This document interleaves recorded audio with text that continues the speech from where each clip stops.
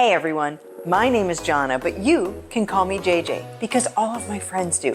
Have you ever heard of the Mayan ruins of Chichén Itzá? Located in the Yucatan Peninsula of Mexico, Chichén Itzá is a marvelous place full of wonder, artistry, history, and science, which is why it was inducted as one of the 7 wonders of the New World in 2007.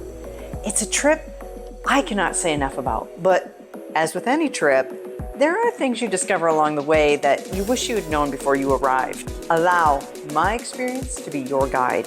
Here are 16 things you must know before you go to Chichén Itzá.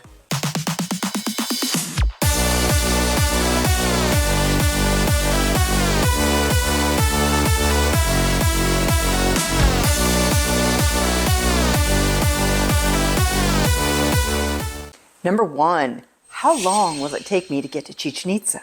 Chichén Itzá is located in the Yucatan Peninsula a few hours away from any coastline, and it takes at least a couple of hours to truly explore the grounds and appreciate it. We stayed in Cancun, which was a 2-hour and 40-minute drive away from the ruins. We spent 4 hours touring the site and then visiting the nearby cenote. We left our hotel at 8 a.m. and did not return until 7 p.m. that night. Number 2. How big is Chichén Itzá? There's another reason you want to allow for plenty of time. Chichén Itzá is huge. Encompassing 4 square miles, the ruins are quite spread out. You will want a great pair of walking shoes. In addition to the iconic pyramid El Castillo, there are lots of things to see. You'll want to visit the ball court, which is where competitions were held to see who would get the honor of being a sacrifice. Make sure you go to the sacred cenote, which was the site of human sacrifices and other offerings to the gods. And then there's the old part of Chichén Itzá, which is hundreds of years older than El Castillo and the home of the observatory and other incredible ruins. Number 3, how crowded is Chichén Itzá? Surprisingly, it didn't feel crowded at all. This is due to how big it is, which allows the crowds to spread out. When planning your trip, you may want to avoid Sundays because admission to the ruins is free for Mexican residents on that day, so it can be quite crowded. Number 4, where can I sit and rest while I'm visiting? I wanted to put this question near the top because it can be vitally important for some people.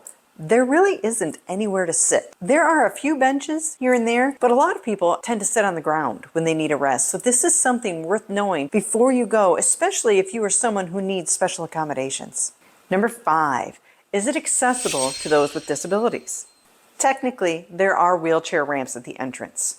But the majority of the grounds are very uneven and would be difficult to traverse for those who need special accommodations, such as a scooter, a wheelchair, or a walker. And again, there really isn't anywhere to sit and rest.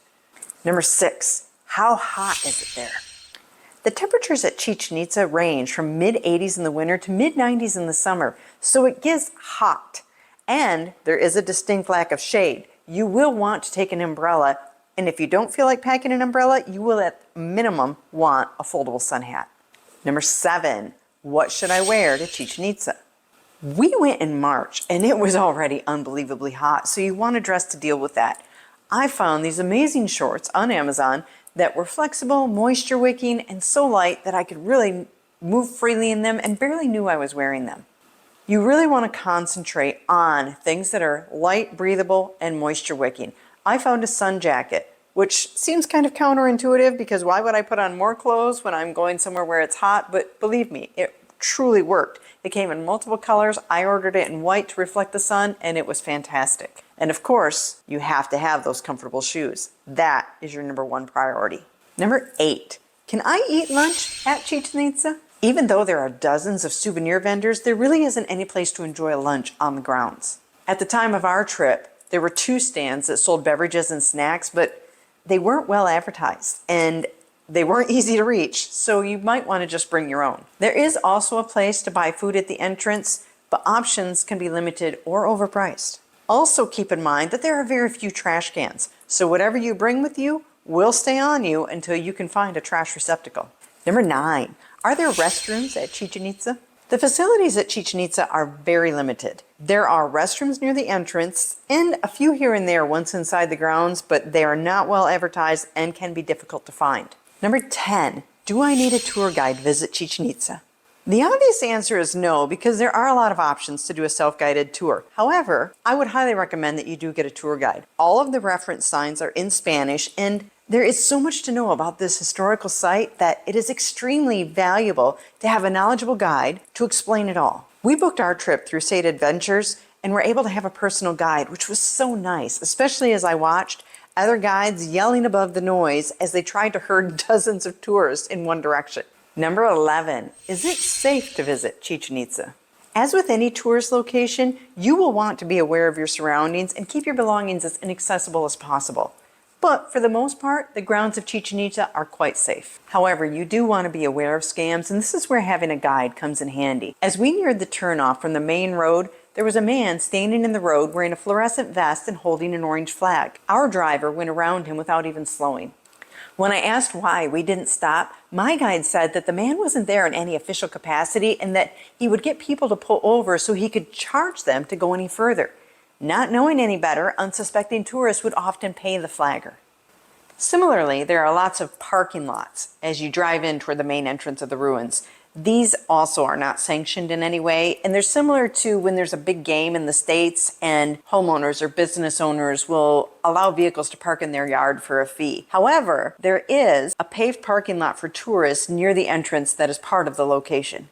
Number 12, will I be able to buy souvenirs at Chichén Itzá? While the ancient site may not have many restrooms or food stands, it is brimming with souvenir vendors. However, be aware of what you're buying. According to our guide, many of the souvenir stands that you'll see contain items that are mass-produced in China or a similar foreign country. But if you pay attention, there are some vendors that are hand-carving items as they sit there, and our guide told us to buy from them as those are authentic craftsmen. Vendors are also quite pesky about plying their wares. Many blow cat-sounding jaguar whistles to get your attention, and it is quite startling the first time you hear it. They will also entice you by telling you their items are only $1, but when you arrive at the table, that's not the case. Number 13, can I use a credit card at Chichén Itzá? It is best to have cash.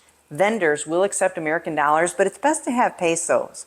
I also recommend that you have a currency exchange app on your phone. Some vendors will accept charge cards, but the item you want may not be at one of those tables, or you may encounter a hefty surcharge. Number 14, can I climb the pyramid at Chichén Itzá? Unfortunately, no. The steps of El Castillo, the iconic pyramid of Chichén Itzá, are extremely steep and dangerous. So climbing to the top was outlawed in 2008, and hefty fines were put in place for those who try to ignore the rule, although some still do to their own detriment. Not only will they get in trouble with authorities, they will have to deal with the outrage of other tourists. In 2022, a woman from Tijuana was reportedly mobbed by the crowd for attempting to climb the steps. A similar situation occurred in 2023 when a Polish man attempted to climb to the top. It's best just to observe the beauty of the ruins from the ground and take a picture to commemorate the event. Number 15, can I bring professional photography equipment to Chichén Itzá? Cell phone cameras are accepted without qualm, but professional photographers and videographers must apply for a special permit. If you want to bring a tripod, that requires even more paperwork, and permission is very hard to obtain. Number 16, is it worth it to visit Chichén Itzá?